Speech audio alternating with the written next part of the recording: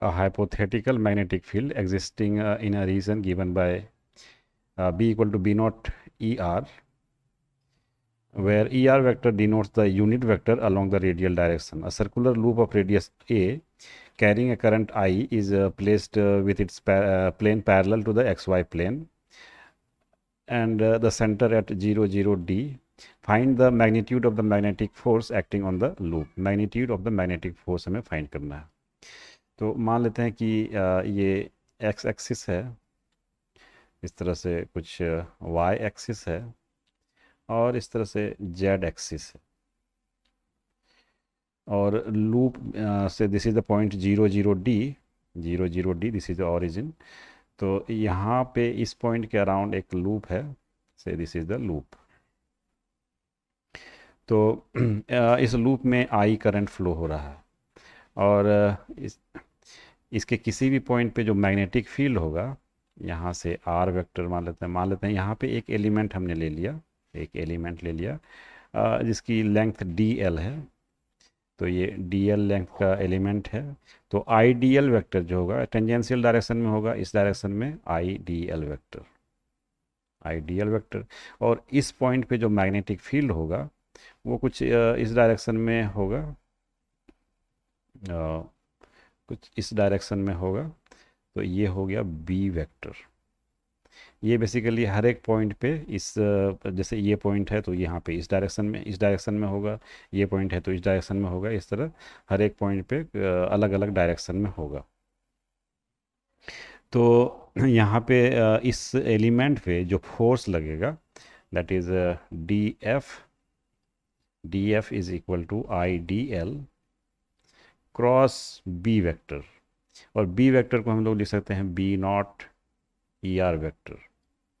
तो ये हो जाएगा आई बी नॉट और d l vector cross e r vector. तो ये हो गया D F force on this element. वो कुछ फोर्स इस डायरेक्शन में हो जाएगा perpendicular to both this vectors, ideal और बी वेक्टर.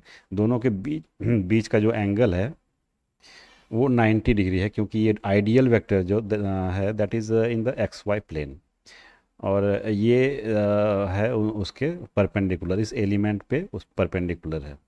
तो दोनों के बीच का एंगल 90 डिग्री हो गया.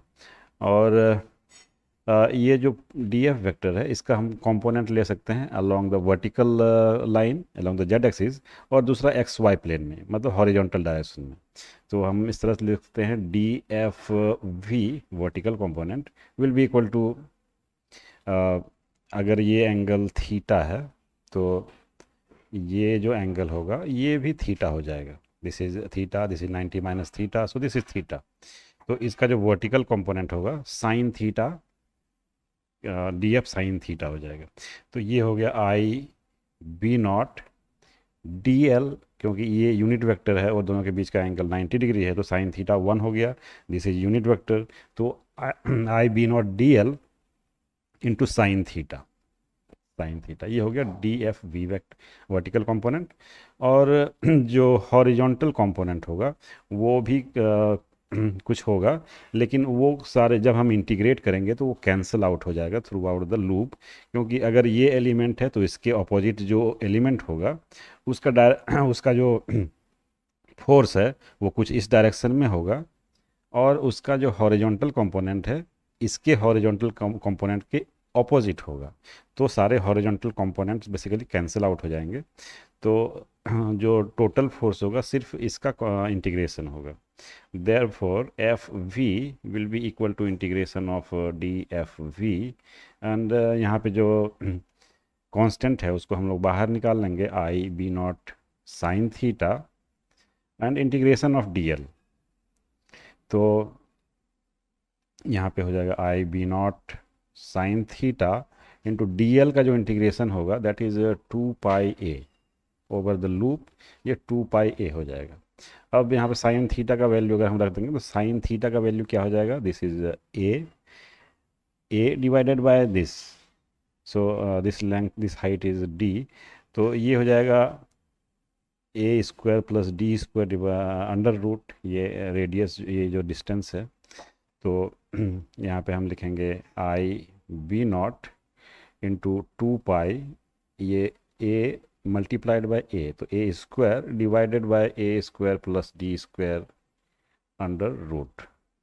So this is the value of the total force on the loop due to this magnetic field.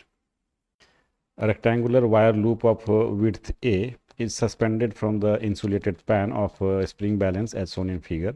A current I exists in the anti-clockwise direction in the loop. A magnetic field B exists in the lower region. Find the change in the tension of the spring if the current in the loop is reversed. तो अभी anti clockwise direction में current flow हो रहा है, तो मान लेते हैं ये इस डायरेक्शन में ये एंटी क्लॉकवाइज डायरेक्शन में करंट आई फ्लो कर रहा है. ये this length is given as I. तो इस लेंथ में जो magnetic field magnetic force work करेगा that will be I D L cross I L cross B. तो मैग्नेटिक फील्ड का जो डायरेक्शन है that is into the page. So I L cross B, so that will be towards right. मान लेते हैं ये इधर जो फोर्स काम कर रहा है दैट इज से एफ. तो सेम अमाउंट ऑफ फोर्स इधर इस पे काम करेगा और इसका जो डायरेक्शन होगा that is opposite to this F. तो ये दोनों फोर्स जो है कैंसिल आउट हो जाएंगे. देर will B zero resultant of this two forces. अब यहाँ पे मैग्नेटिक फील्ड नहीं है, मतलब इस पे कोई फोर्स नहीं लगेगा. तो जो भी फोर्स लगेगा that will be on this wire section. तो इस पे कितना फोर्स लगेगा ये फाइंड कर लेते हैं हम. तो डायरेक्शन जो होगा फोर्स का वो क्या होगा, आई एल इधर इस डायरेक्शन में है और बी इनटू द पेज है. So there will be this one cross this. So downward direction में फोर्स लगेगा. अभी ये मान लेते हैं एफ बी है. अब जब करंट को रिवर्स कर देंगे तो ये सेम फोर्स अपवर्ड डायरेक्शन में लगेगा. तो इन फर्स्ट केस जो टेंशन होगा मान लेते हैं वो T1 है. So T1 will be equal to m g plus F B, जो मैग्नेटिक फोर्स लगेगा क्योंकि ये भी नीचे लग रहा है. तो m g plus F B that will be the total tension. अब जब रिवर्स कर देंगे करंट को, मान लेते हैं T2 है tension. So that will be m g, और ये फोर्स का डायरेक्शन यहाँ पे मैग्नेटिक फोर्स का डायरेक्शन रिवर्स हो गया. So minus F B. अब ये दोनों इक्वेशन को ऐड कर देंगे, इक्वेशन नंबर 1 और 2 को, इसका डिफरेंस ले लेंगे. So delta T will be equal to T1 minus T2, और यहाँ पे एम जी कैंसिल आउट हो जाएगा. So this will be 2 times F B, और एफ बी का वैल्यू हम फाइंड कर सकते हैं. So 2 into F B will be I into length multiplied by B. यहाँ पे दोनों के बीच का एंगल जो है वो 90 डिग्री है. तो sine theta equal sine 90 equal to 1 हो जाएगा. So this is the total force difference of tension of the spring balance. Suppose that the radius of cross section of the wire used in the previous problem is r. Find the increase in the radius of the loop if the magnetic field is switched off. The Young's modulus of the material of the radius is y. तो हमें क्या find करना है, find the increase in the radius of the loop. तो previous problem में हम लोगों ने देखा था force of compression was equal to I into A into B. तो अब अगर इसमें force of compression I A B है तो हम फाइंड कर सकते हैं change in length that is delta l will be equal to stress that is F c divided by cross section area हो जाएगा pi R square divided by Young's modulus and multiplied by क्या हो जाएगा, two length that is L. तो हम इसे लिख सकते हैं F C into L divided by pi R square into Y. So this is the change in length of the wire or the wire of the loop. So this change is basically 2 pi a and minus delta a, 2 pi a minus delta a, and अगर हम इसको magnetic field को अगर change कर देते हैं, remove कर देते हैं, तो इसकी जो लेंथ है वो इंक्रीज हो जाएगी, और उसकी जो ओरिजिनल लेंथ है वो 2πa है विदाउट विदाउट मैग्नेटिक फील्ड। तो ये ओरिजिनल लेंथ है और ये लेंथ घट के है, तो हम लोग अगर इसको माइनस करेंगे यहाँ पे, तो ये किसके बराबर आ जाना चाहिए, डेल्टा एल के बराबर हो जाना चाहिए। और यहाँ पे हम देख सकते हैं कि ये आ जाएगा 2π into delta A will be equal to delta L, और डेल्टा एल का वैल्यू हम लोग यहाँ से यहाँ पे रख देंगे F C into L divided by pi R square into Y, and therefore delta A change in radius will be equal to fc L divided by pi r square y into 2 pi। तो यहाँ पे L का value रख देंगे, fc का value रख देंगे। fc का वैल्यू क्या था, IAB था, IAB प्रीवियस प्रॉब्लम में fc का value IAB into length of the wire क्या हो जाएगा 2π into radius that is the perimeter, 2π into A divided by pi R square into Y into 2π cancel out हो जाएगा, तो यहाँ से हम लिख सकते हैं I into A square into B divided by pi R square Y. So this is the change in radius. A particle of mass m, positive charge q, moving with a uniform velocity v enters a magnetic field b as shown in figure. Find the radius of the circular arc it describes in the magnetic field. Find the angle subtended by the arc at the center, and how long does the particle stay inside the magnetic field, how long does it stay. Then part D says solve the three parts of the above problem if the charge q on the particle is negative। तो पहले positive charge से solve करना है, फिर negative charge से solve करना है। तो पार्ट ए का सॉल्यूशन देख लेते हैं। रेडियस ऑफ कर्वेचर आर जो होता है that is m we divided by Q B, ये होता है radius of curvature of the circular path. उसके बाद पार्ट बी में हमें फाइंड करना है find the angle subtended by the arc at the centre. तो यहाँ पे जो पार्टिकल, ये पॉजिटिव पार्टिकल है, पॉजिटिव चार्ज पार्टिकल है, तो बेसिकली इस पे जो फोर्स लगेगा मैग्नेटिक फोर्स, ये इस डायरेक्शन में यहाँ पे ट्रैवल कर रहा है, तो q v cross B, B is inside, तो जो फोर्स लगेगा that will be towards perpendicular to v and towards this side. तो यहाँ पे सेंटर ऑफ कर्वेचर कुछ इस तरह से हो जाएगा, ये सेंटर ऑफ कर्वेचर हो जाएगा, और इस तरह से पार्टिकल मूव करेगा इन द सर्कुलर पाथ। तो और फिर यहाँ पे एग्जिट हो जाएगा एट द सेम एंगल, तो ये एंगल भी थीटा हो जाएगा, this angle will also be theta. तो यहाँ पे ये जो angle subtended by this arc, ये आर्क है, और इससे जो ये एंगल सबटेंड हो रहा है, दिस एंगल हम लोग फाइंड कर सकते हैं, दिस इज अगर यहाँ पे एक हॉरिजॉन्टल लाइन ड्रॉ करें तो ये क्या हो जाएगा, ये थीटा है, तो ये 90 माइनस थीटा हो जाएगा, और ये एंगल थीटा हो जाएगा, this is theta, so this is 90 minus theta and this is theta. और उसी तरह ये एंगल भी थीटा हो जाएगा, तो ये जो एंगल अल्फ़ा है, ये angle alpha, so alpha will be equal to pi minus 2 theta, pi minus 2 theta. Part C में पूछ रहा है how long does the particle stay inside the magnetic field. तो टाइम इक्वल टू ये जो angle है 2 pi minus 2 theta, pi minus 2 theta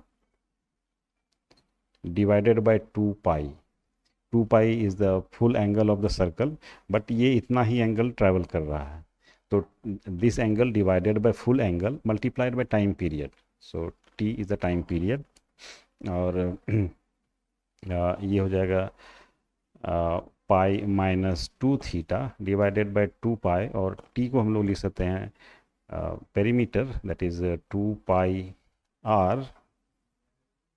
pi into r divided by velocity.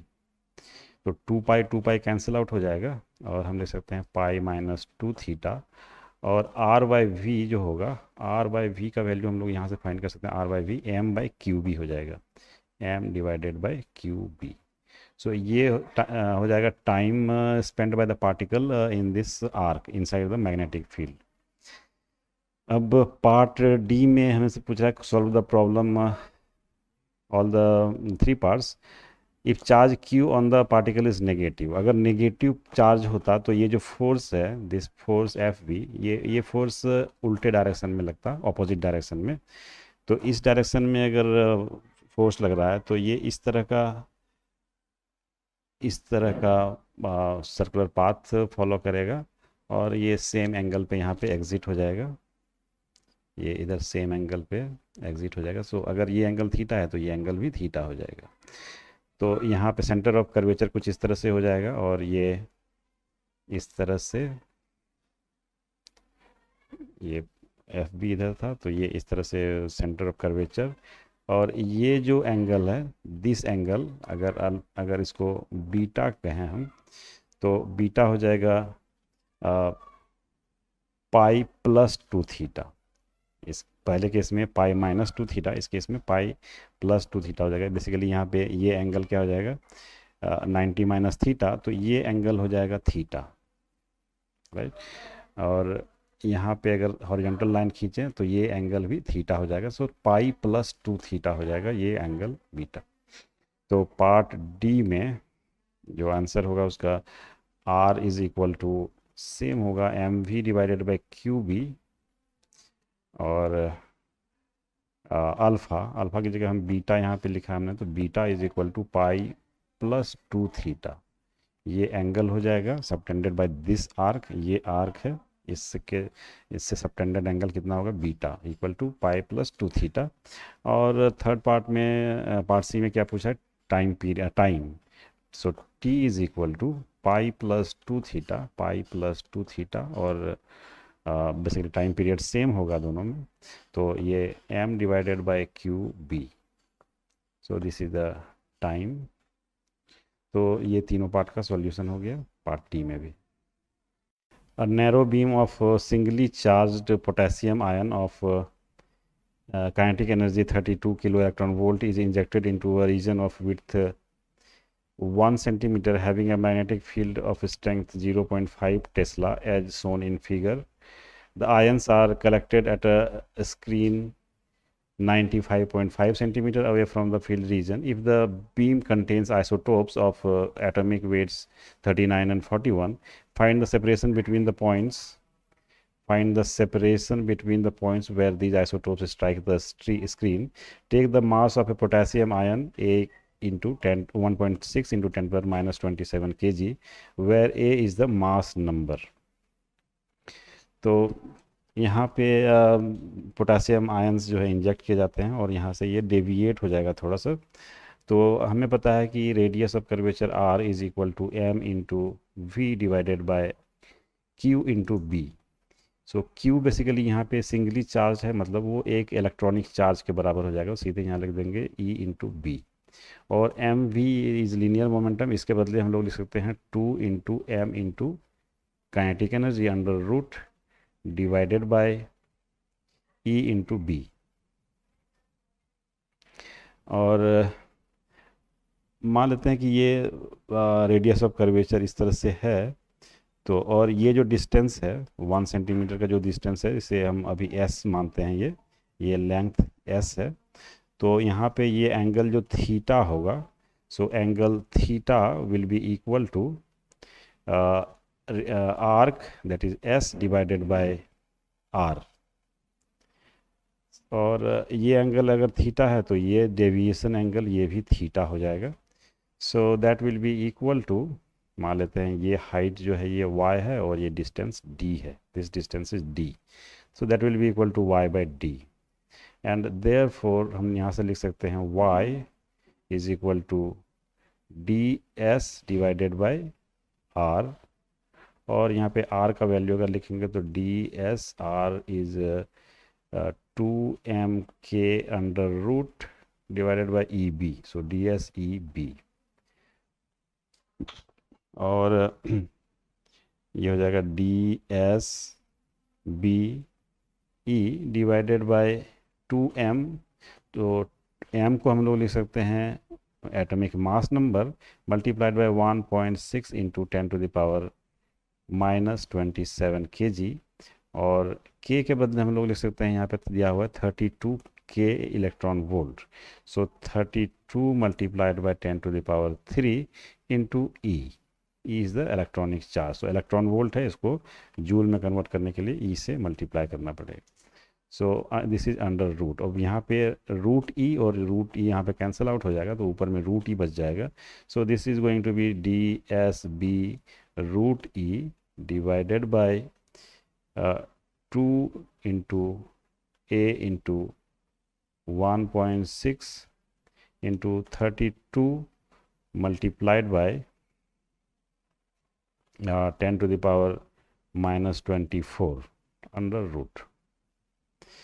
अब जो y है वो दो आइसोटोप्स हैं यहाँ पे 39 और 41 एटॉमिक मास के लिए, तो एक का y1 हो जाएगा, मान लेते हैं एक का 39 का जो y होगा that will be equal to, यहाँ पे वैल्यूज़ रख देंगे। d का वैल्यू है 95.5 centimetre, that is 0.955 metre, multiplied by s का लेंथ यहाँ पे दिया हुआ है 1 centimetre, so that is 0.01, b का दिया हुआ है 0.5 टेस्ला, और electronic charge that is 1.6 into 10⁻⁻19 divided by 2 into a का वैल्यू यहाँ पे है 39 for first isotope 39, multiplied by 1.6 into 32 into 10⁻⁻24, ये अंडर रूट, और इसका वैल्यू आ जाएगा 3.022 सेंटीमीटर। ये y आ गया for the isotope of atomic mass 39। और उसी तरह दूसरा जब आइसोटोप है 41, उसके लिए y आ जाएगा, y 41 वाले के लिए आ जाएगा 0.955 metre multiplied by 0.01 metre multiplied by 0.5 into 1.6 into 10⁻⁻19 under root divided by 2 into, यहाँ पे a के बदले क्या रखेंगे 41 रखेंगे, 39 पहले वाले में रखा था, अब यहाँ पे 41 रखेंगे, मल्टीप्लाइड बाय 1.6 इंटू 32 इंटू 10⁻⁻24, और कैलकुलेशन के बाद ये जो डेट वैल्यू आएगा this is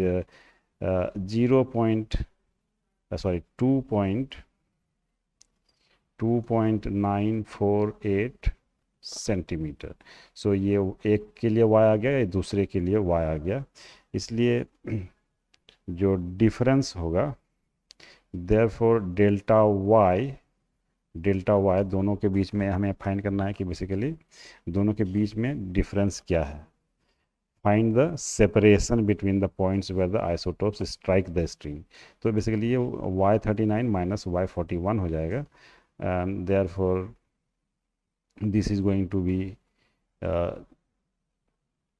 3.022 centimetre minus 2.948 centimetre, and ये जो आएगा ये आ जाएगा 0.75 मिलीमीटर, 0.75 मिलीमीटर आ जाएगा।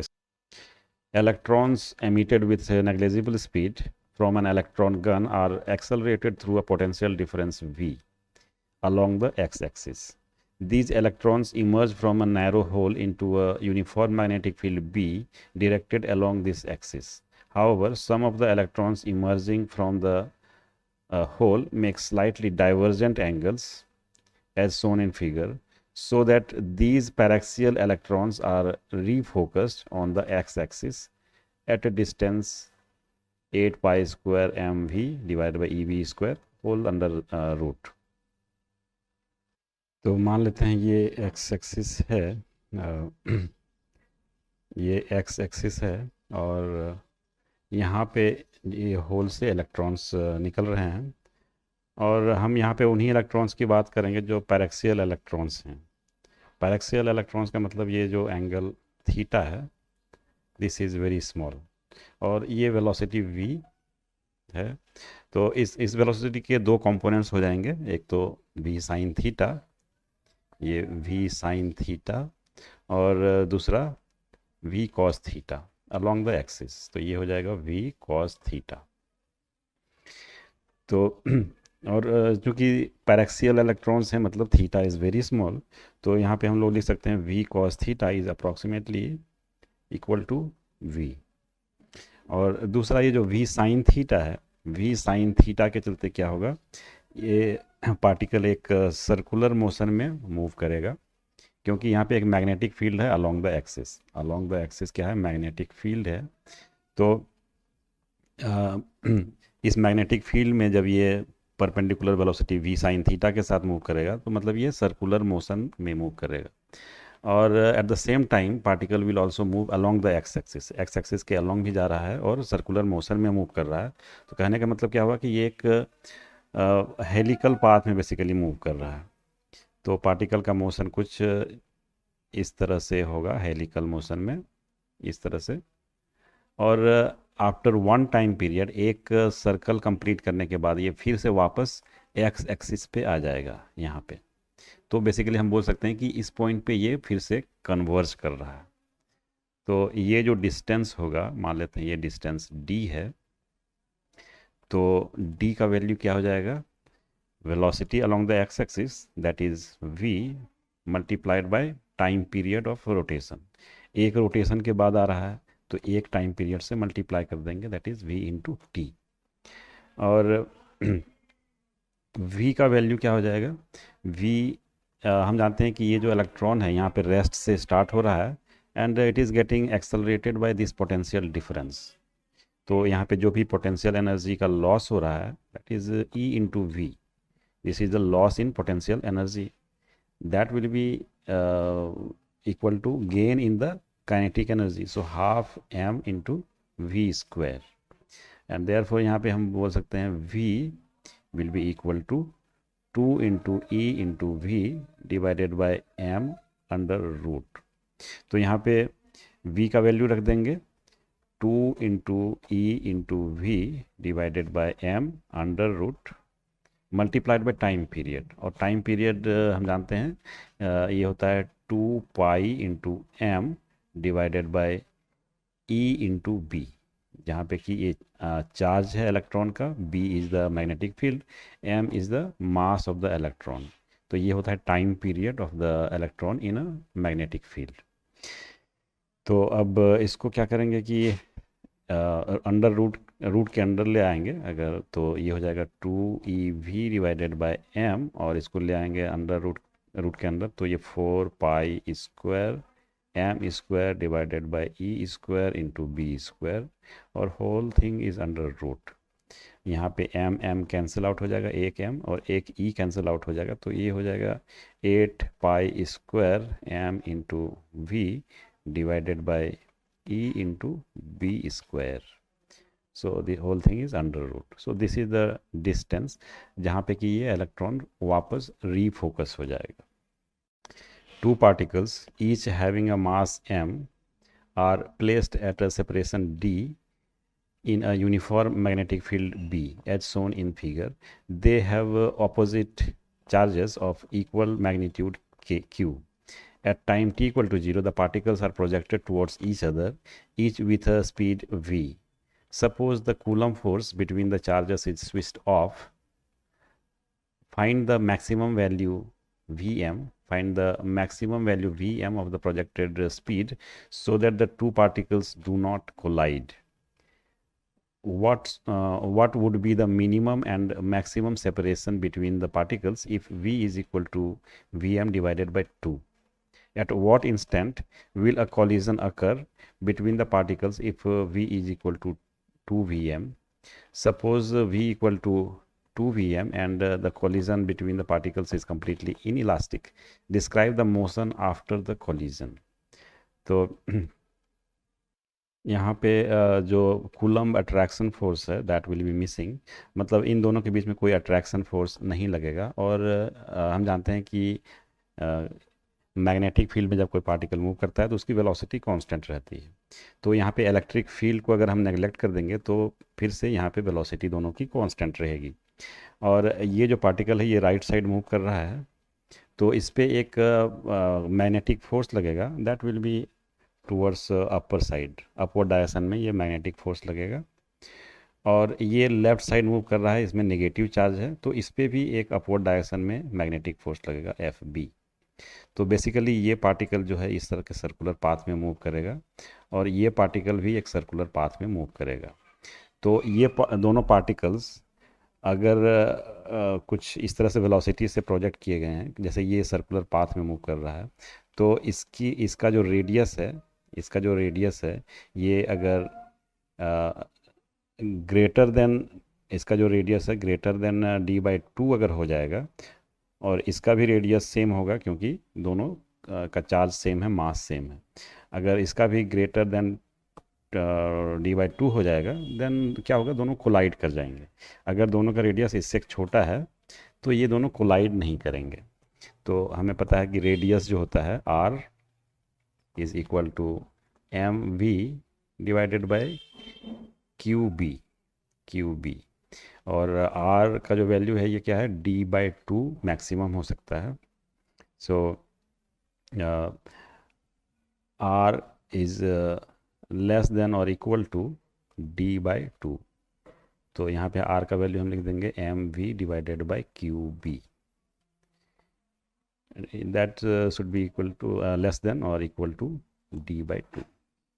देयरफॉर v जो हो जाएगा that should be less than equal to QBD divided by 2m, एक v is less than equal to, and therefore जो v की मैक्सिमम वेलोसिटी होगी v max, that will be equal to QBD divided by 2m। So ये v max का value हो जाएगा। Part B में पूछ रहा है minimum and maximum separation between particles if v equal to vm/2। अगर v मैक्स से हाफ वेलोसिटी से अगर प्रोजेक्ट किया है तो ऑब्वियसली ये कोलाइड तो नहीं करेगा। ये क्या होगा, पार्ट बी में ये जो फर्स्ट पार्टिकल है ये सर्कुलर मोशन में इस तरह से मूव करेगा और दूसरा भी सर्कुलर पाथ में इस तरह से मूव करेगा। तो ये दोनों इस तरह से मूव करेंगे और दोनों के सेंटर के बीच का जो डिस्टेंस है ये हमें दिया हुआ है d। इन दोनों पॉइंट्स के बीच में ये बेसिकली ये इसके ऊपर यहाँ पे कोई सेंटर हो जाएगा इधर, और इस तरफ सर्कुलर मोशन में मूव करेगा और ये भी सर्कुलर पाथ में इस तरह मूव करेगा। तो ये दोनों के सेंटर का बीच का डिस्टेंस d दिया हुआ है। अब अगर ये r डैश है तो ये भी r डैश हो जाएगा, और दोनों के बीच का जो मिनिमम सेपरेशन होगा that will be this one. So d minus 2r dash, वो जो मैक्सिमम सेपरेशन हो जाएगा जब ये दोनों इस पॉइंट पे होंगे, तो d प्लस 2r डैश। तो यहाँ पे r डैश का वैल्यू हम फाइंड कर देते हैं, r dash will be equal to mv divided by Q B into V. और v का जो वैल्यू है that is v max by 2। v max by 2 क्या हो जाएगा, QBD by m, QBD by m। ये सॉरी यहाँ पे ये QBD बाई 2m था, उसका हाफ मतलब QBD बाई 4m हो जाएगा। तो basically r dash will be equal to d divided by 4, and therefore minimum distance d minimum will be equal to d minus d by 4। तो ये हो जाएगा 3d/4, this is minimum, and d maximum क्या हो जाएगा, sorry यहाँ पे 2d/4 हो जाएगा, that is 2 times r dash, so 2d/4, और ये हो जाएगा d minus d/2, that is d/2। और जो d मैक्स है, d max that will B d plus 2r dash, so 2 times d/4, और ये हो जाएगा d प्लस d/2, सो ये हो जाएगा 3d/2। So this is the minimum separation and this is the maximum separation. Part C में पूछ रहा है at what instant will the collision occur between the particles if v equal to 2vm। तो यहाँ पे चूंकि v जो है वो v मैक्स से ज़्यादा है तो कॉलिजन तो होगा ही। तो हमें फाइंड करना है कि किस टाइम पे वो कोलाइड करेगा। तो बेसिकली ये इस तरह के सर्कुलर पाथ में मूव करेगा और दूसरा पार्टिकल जो है ये इस तरह के सर्कुलर पाथ में मूव करेगा। और इन दोनों के बीच का जो डिस्टेंस है वो d दिया हुआ है। तो यहाँ पे जो डिस्टेंस, ये जो पॉइंट होगा, this will B at distance d/2। ये जो लाइन हो जाएगा दिस इज़ d/2। और मान लेते हैं ये पॉइंट जो है ये सेंटर ऑफ कर्वेचर है ऑफ फॉर दिस पाथ। तो यहाँ से ये लाइन, ये जो डिस्टेंस हो जाएगा पॉइंट ऑफ कोलिजन का, ये r हो जाएगा, रेडियस ऑफ कर्वेचर। इसको हम लोग r डबल डैश बोल देते हैं इस केस में। तो r डबल डैश का जो वैल्यू होगा that will be equal to mv/qb। तो यहाँ पे m divide by Q B into V का जो वैल्यू हो जाएगा वो दिया हुआ है 2vm। सो 2vm क्या हो जाएगा, qbd/m, qbd/m। और यहाँ पे ये हो जाएगा d। तो ये रेडियस ऑफ कर्वेचर जो है ये d हो गया और ये लेंथ हो गया d/2। और मान लेते हैं ये एंगल थीटा है। सो देयरफॉर साइन थीटा हम ले सकते हैं, sine theta is equal to d/2 divided by d, जो कि हाफ के बराबर होगा। And therefore theta is equal to 30 degree. और थीटा इक्वल टू 30 डिग्री मतलब हम लोग इसको ले सकते हैं 2 pi divided by 12, 2 pi divided by 12। तो अगर इस सर्कुलर पाथ का टाइम पीरियड जो है वो t है, तो 30 डिग्री ट्रैवल करने में, यानी 2 पाई/12 ट्रैवल करने में टाइम जो लगेगा that will be equal to time period, एक कंप्लीट राउंड का टाइम पीरियड डिवाइडेड बाय 12। और t का वैल्यू जो होता है वो हम जानते हैं 2πm divided by Q B and divided by 12। So ये 12 हो जाएगा। और इसको हम लोग सिंप्लीफाई करके लिख सकते हैं πm डिवाइडेड बाय 6qb। तो ये हो जाएगा टाइम ऑफ कोलिजन का वैल्यू। पार्ट डी में पूछ रहा है, suppose v equal to 2vm and the collision between the particles is completely inelastic. ये कम्प्लीटली इनइलास्टिक कोलिजन है। Describe the motion after the collision. तो ये सेम वेलोसिटी दिया हुआ है c में जो था। तो यहाँ पे ये दोनों पार्टिकल्स कोलाइड कर रहे हैं। तो कोलाइड करने के बाद क्या होगा कि दोनों का चार्ज, एक का प्लस क्यू था दूसरे का माइनस क्यू था। तो अब जो टोटल चार्ज हो जाएगा दोनों का, दोनों बेसिकली इन इलास्टिक कोलिजन है, तो ये दोनों आपस में चिपक जाएंगे और उसके बाद एक साथ मूव करेंगे। तो टोटल चार्ज जो होगा पार्टिकल का वो क्या हो जाएगा, जीरो हो जाएगा। Plus Q and minus Q zero हो जाएगा। तो अब ये एक न्यूट्रल पार्टिकल की तरह बिहेव करेगा and which is moving with some speed, जिसका इसमें जो हॉरिजॉन्टल कंपोनेंट रहेगा, मतलब इस डायरेक्शन में along the direction of D, इस डायरेक्शन में जो वेलोसिटी है that will become zero after collision. और जो ये इस डायरेक्शन में जो वेलोसिटी है with that velocity it will keep moving in a straight line, क्योंकि ये अब इसमें कोई चार्ज नहीं है। तो पार्ट डी में हम लोग लिख सकते हैं, पार्ट डी इसमें move in a straight line, move in straight line, क्योंकि इसके पास अब कोई चार्ज नहीं है। This is no more a charge particle. तो इसके पास जो भी ये वेलोसिटी बच जाएगी इस डायरेक्शन में, उसी वेलोसिटी के साथ ये मूव करता रहेगा इन straight line. A particle having mass m and charge q is released from the origin in a region in which electric field and magnetic field are given by b equal to minus b naught j and e equal to e naught k. Find the speed of the particle as a function of its z coordinate. Okay, तो सबसे पहले coordinate system बना लेते हैं। मान लेते हैं कि ये एक्स एक्सिस है, ये वाई एक्सिस और ये जेड एक्सिस। तो जो मैग्नेटिक फील्ड है that is given in this direction. तो ये बी नॉट इंटेंसिटी का मैग्नेटिक फील्ड है इन माइनस वाई डायरेक्शन, ये बी नॉट हो गया। और जो इलेक्ट्रिक फील्ड है that is in Z direction, तो इधर इस डायरेक्शन में ई नॉट इलेक्ट्रिक फील्ड है। अब एक पार्टिकल को रिलीज़ किया गया कहाँ से, ओरिजिन से। ओरिजिन से पार्टिकल को रिलीज अगर करेंगे, अगर इसकी इनिशियल वेलोसिटी जीरो है, तो ये धीरे धीरे क्या होगा, एक्सेलरेट होगा due to electric field E naught. तो ये ऊपर की तरफ एक्सेलरेट होगा, और देयरफॉर जैसे इसकी वेलोसिटी बढ़ेगी तो क्या होगा कि ये मैग्नेटिक फील्ड के चलते एक मैग्नेटिक फोर्स लगेगा ऑन दैट पार्टिकल, तो ये इस तरह से बेसिकली डेविएट करेगा। तो ये इधर से डेविएट कर रहा है इस तरह से, तो इसका कर्व्ड पाथ, इसका जो मोशन होगा वो कर्व्ड पाथ में होगा इन एक्स जेड प्लेन। तो किसी भी हाइट, मतलब जेड का कोऑर्डिनेट अगर जेड है तो उसके लिए जो वर्क डन हो रहा है that is only due to electric field.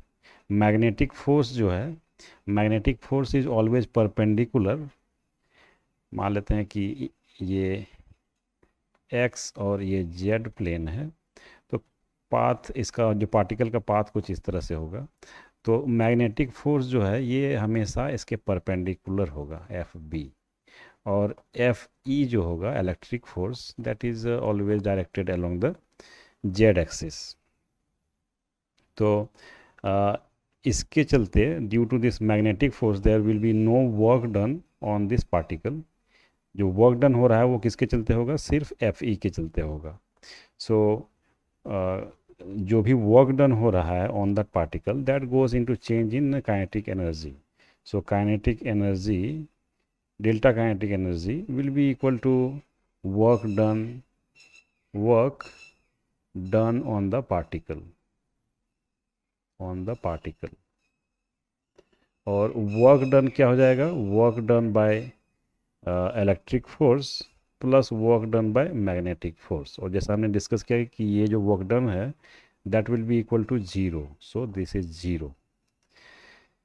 तो हम लिख सकते हैं कि वर्क डन जो होगा, दैट इज काइनेटिक एनर्जी का इक्वेशन हम लिख सकते हैं half into M into V square, and right hand side में वर्क डन हो जाएगा F E multiplied by Z, क्योंकि ये जेड जो है ये कोई भी पॉइंट पे ये जेड कोऑर्डिनेट इस तरह का है। तो this is the direction of force, और उसी डायरेक्शन में डिस्प्लेसमेंट। तो एफ ई इंटू जेड, और एफ ई क्या है, हम लोग लिख सकते हैं एफ ई को चार्ज क्यू है multiplied by E naught. So this is the force on the charge particle that is electric force multiplied by Z. तो यहाँ से हम लोग लिख सकते हैं v is equal to 2q E0 z divided by m under root. तो ये हो जाएगा velocity of the particle as a function of z। यहाँ पे z का टर्म है, तो ये as a function of z हो जाएगा। An electron is emitted with negligible speed from the negative plate of the parallel plate capacitor charged to a potential difference V. The separation between the plates is D and the magnetic field is B. Magnetic field B exists in the space as shown in figure, so that the electron will fail to strike the upper plate if D is greater than under root of 2me V divided by E into B naught square. तो मान लेते हैं कि ये lower plate है, sorry ये lower plate है, और यहाँ से इलेक्ट्रॉन जो है कि एमिट हो रहा है विथ जीरो नेग्लिजिबल स्पीड। तो हम जानते हैं कि radius of curvature R that is given by M we divided by Q B. यहाँ पे इलेक्ट्रॉन है तो हम E यूज़ कर लेंगे Q की जगह ई बी। तो यहाँ पे M E और B कांस्टेंट है, और V जो है वो वेरिएबल है, वो चेंज हो रहा है। तो रेडियस ऑफ कर्वेचर भी चेंज होगा। पहले V नेग्लिजिबल था तो R भी नेग्लिजिबल होगा। तो जैसे जैसे V इंक्रीज होगा, जैसे जैसे ये पार्टिकल जो है इलेक्ट्रॉन पॉजिटिव प्लेट की तरफ जाएगा, तो क्या होगा कि वो पोटेंशियल एनर्जी लूज करेगा, and that potential energy will go into kinetic energy. तो इसकी स्पीड बेसिकली इंक्रीज हो रही है, और जैसे जैसे इसकी स्पीड इंक्रीज होगी क्या होगा, आर भी इंक्रीज करेगा।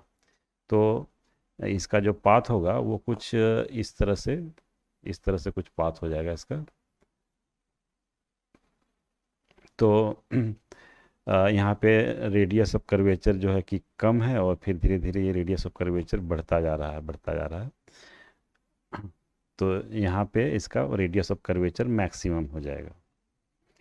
और दूसरा केस लेते हैं जबकि electric field is missing but only there is magnetic field, और ये जो v है, velocity of the particle is maximum, जो कि यहाँ पे है, वो मैक्सिमम हम वेलोसिटी ले रहे हैं। तो उस केस में क्या होगा कि यहाँ से इसका एक सर्कुलर पाथ को फॉलो करेगा, ये सर्कुलर पाथ को फॉलो करेगा, और इसका रेडियस ऑफ कर्वेचर क्या होगा, कांस्टेंट रहेगा। तो मान लेते हैं कि ये जो प्लेट है, ये d हाइट पे ये प्लेट है, तो विदाउट एनी इलेक्ट्रिक फील्ड ये इस तरह से सर्कुलर पाथ को फॉलो करेगा, राइट। अब इसका जो रेडियस ऑफ कर्वेचर है, ये मान लेते हैं कि r डैश है, तो r डैश जो हो जाएगा, ये क्या हो जाएगा, m v dash divided by e b, और v डैश का वैल्यू क्या हो जाएगा, हम जानते हैं कि half m v dash square will be equal to loss in potential energy. Loss of potential energy कितना हो रहा है, electronic charge multiplied by potential difference. Therefore यहाँ से v डैश हम लिख सकते हैं, v dash will be equal to 2 times e into v divided by m under root.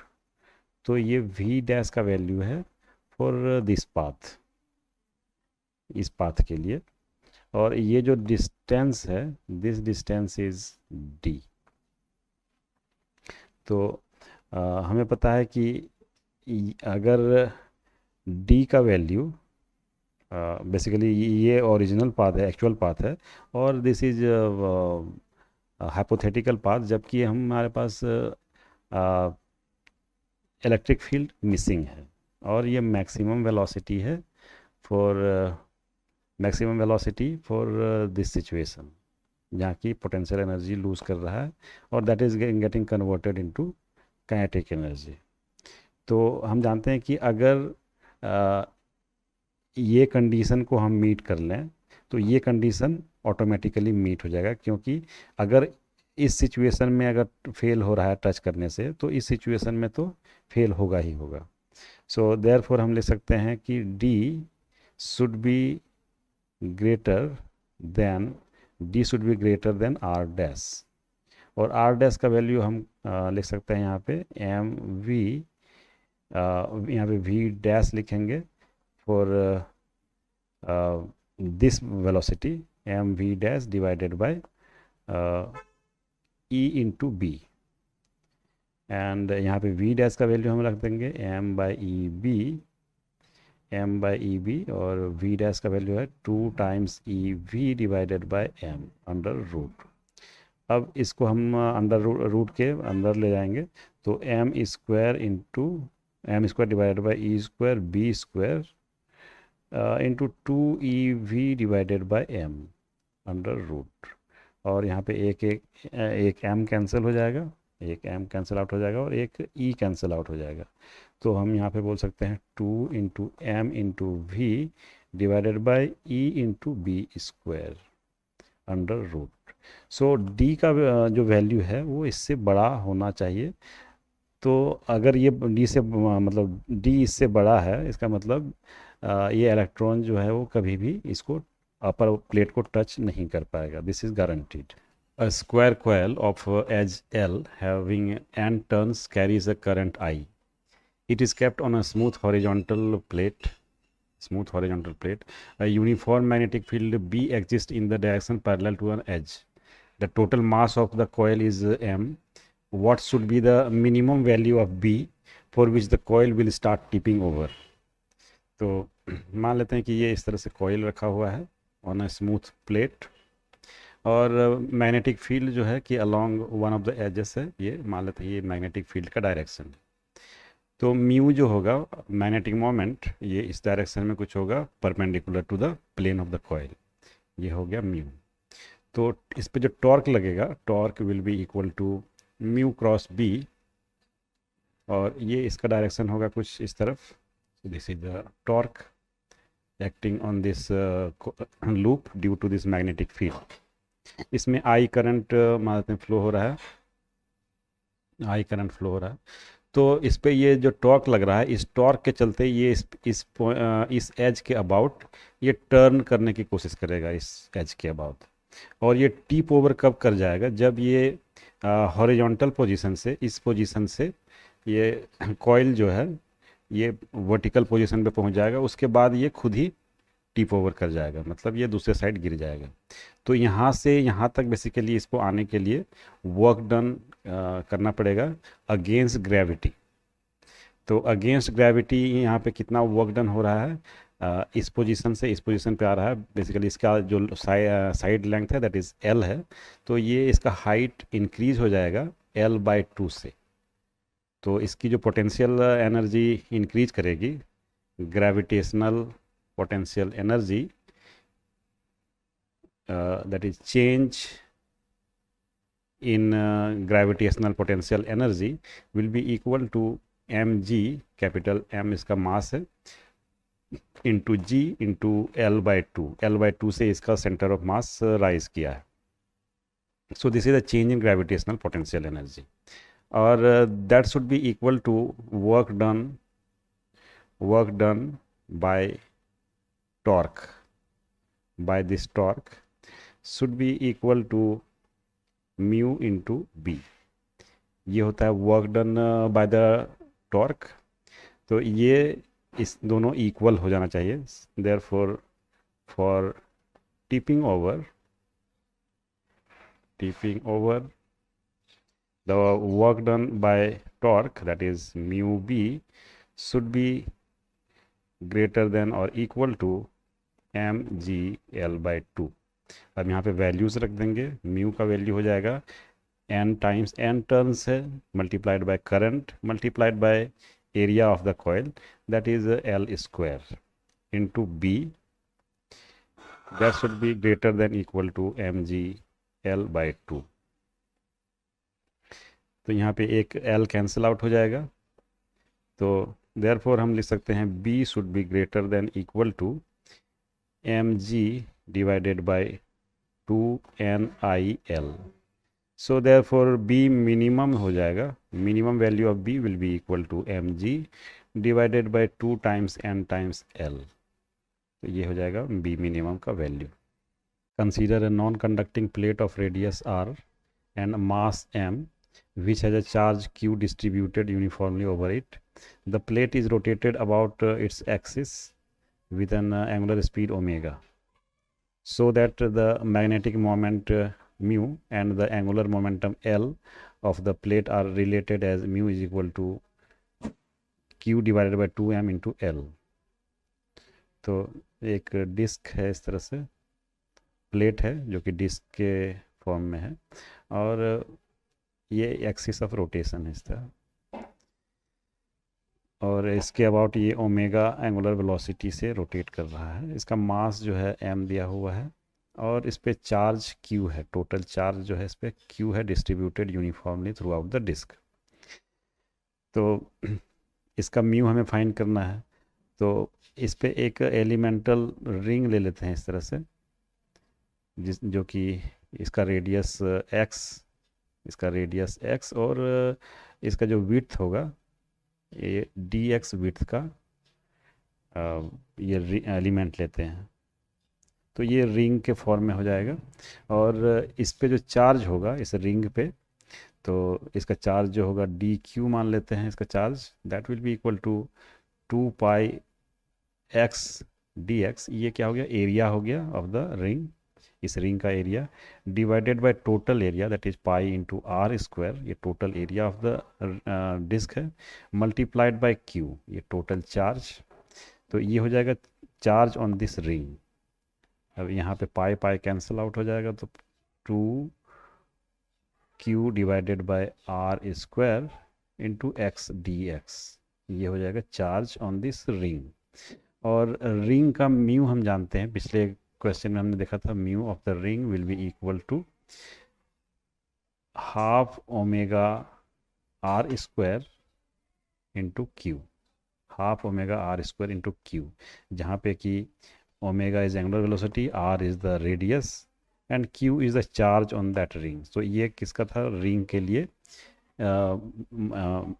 Magnetic moment था।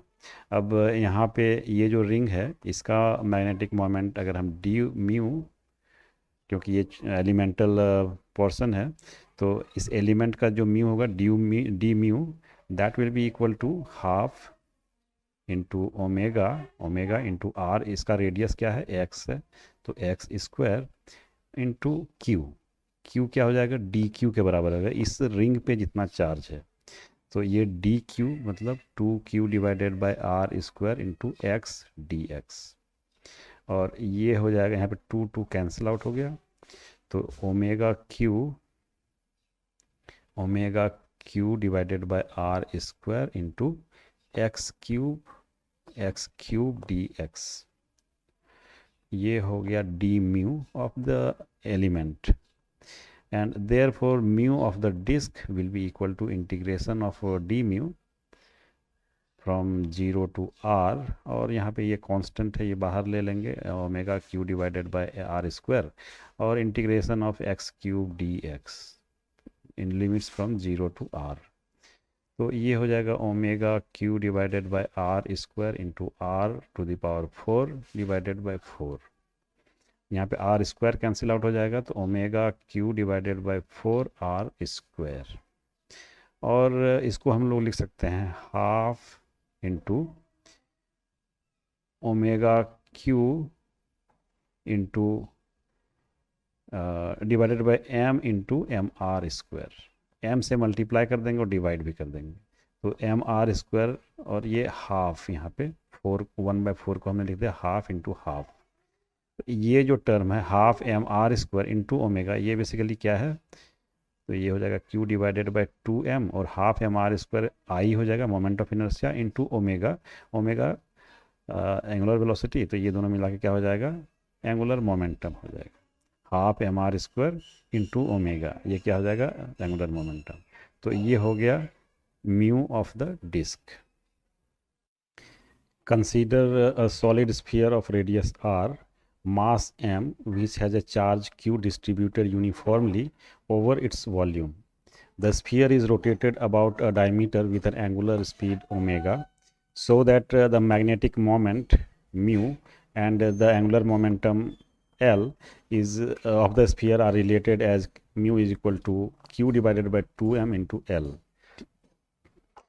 तो मान लेते हैं कि ये स्फीयर है इस तरह से, और इसका म्यू और एल का रिलेशन हमें फाइंड करना है। तो let's say this is the diameter about which this is rotating, इस डायमीटर के अबाउट रोटेट कर रहा है विथ एंगुलर वेलोसिटी ओमेगा, इसका मास दिया हुआ है m और इस पे चार्ज है q, और ये ट्रांसवर्स एक्सिस है मान लेते हैं, ये दिस इज द सेंटर। तो यहाँ से थीटा एंगल पर एक डी थीटा एंगल का एक डिस्क एलिमेंट ले लेते हैं, वो इस तरह से हो जाएगा डिस्क एलिमेंट मेरा इस तरह से। तो ये जो डिस्क है ये मेरा एलिमेंट है। अब इसका जो वॉल्यूम है, इस डिस्क का वॉल्यूम डी वी, ये क्या हो जाएगा, pi into r square, r क्या हो जाएगा, इस डिस्क का रेडियस, ये अगर r है तो r कोसाइन थीटा, तो r कोसाइन थीटा, ये हो जाएगा इस डिस्क का रेडियस, इसका स्क्वायर पाई रेडियस स्क्वायर, ये एरिया हो गया, area multiplied by this height, तो ये हाइट क्या हो जाएगा, मान लेते हैं कि ये जो हाइट है ये y है, तो y को हम क्या लिख सकते हैं, y is r sine theta, y sign theta, ये जो हाइट हो जाएगी इसकी, y ये r है तो y is equal to r sine theta, और इसको अगर डिफ्रेंशिएट करेंगे तो क्या हो जाएगा, dy is equal to r cosine theta D theta. तो ये बेसिकली हाइट जो है इसकी ये हो जाएगी r cosine theta D theta. तो ये हो गया volume of this elemental disc. अब इस पे चार्ज जो है, इस पे चार्ज फाइंड कर लेते हैं कि कितना चार्ज इसमें होगा। तो d q will be equal to d v divided by total volume v multiplied by total charge. ये हो जाएगा डी क्यू। यहाँ पे वैल्यूज़ रख देंगे। तो डी वी क्या है, pi R square, R square into R, ये आर क्यूब हो जाएगा, R cube cos cube theta, cos cube theta D theta divided by volume क्या है 4/3 पाई आर क्यूब और multiplied by Q charge, total charge. So यहाँ पे pi R cube cancel out हो जाएगा और pi R cube cancel out हो जाएगा। सो यहाँ पे हो जाएगा 3r cube into Q, sorry R cube तो कैंसिल आउट हो गया, तो यहाँ बच जाएगा 3q divided by 4 and into cos cube theta D theta. ये हो गया charge on this elemental disc.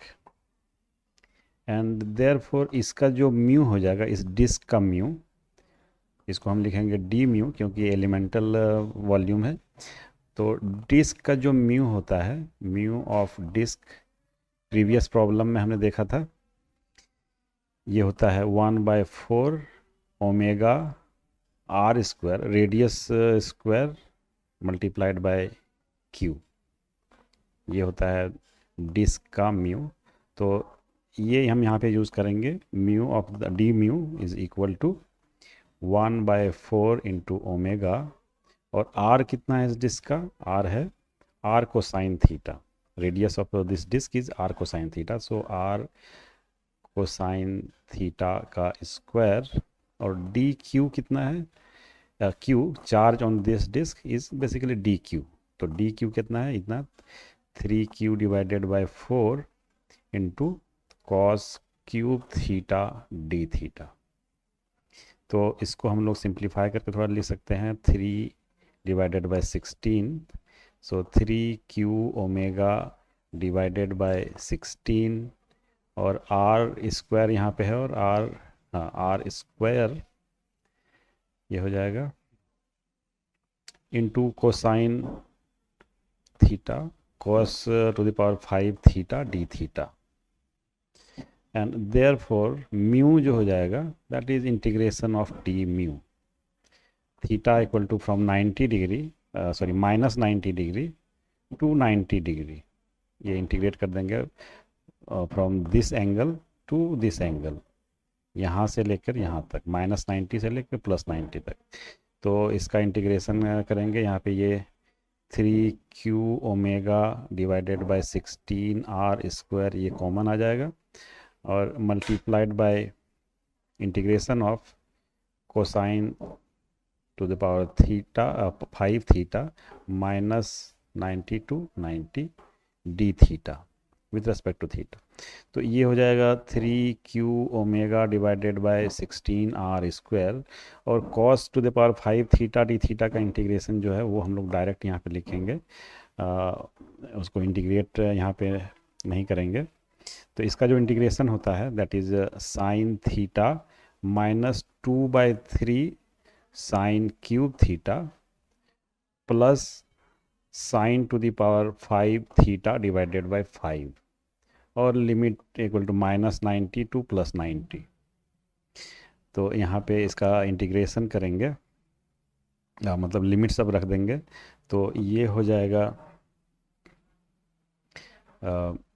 3q omega divided by 16 are square, और यहाँ पे माइनस 90 मतलब साइन थीटा का वैल्यू आ जाएगा -1, और 90 का मतलब 1 माइनस 1 दैट इज़ 2।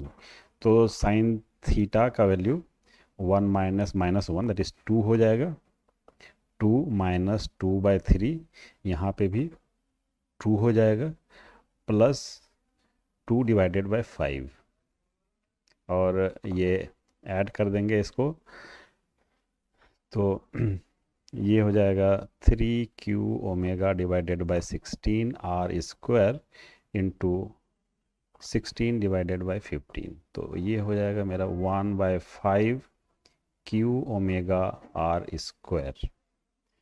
और इसको हम लोग लिख सकते हैं इस तरह से, half into 2/5 M R square, m से मल्टीप्लाई कर दिया और फिर डिवाइड भी कर देंगे, तो यहाँ पे डिवाइड कर देते हैं 1/2m, तो 2/5 M R square into omega into Q, और ये जो है 2/5 M R square into omega, ये क्या है, angular momentum of solid sphere, तो ये हो जाएगा q divided by 2m into angular momentum. So ये आ गया पूरा स्फीयर का मैग्नेटिक मोमेंट।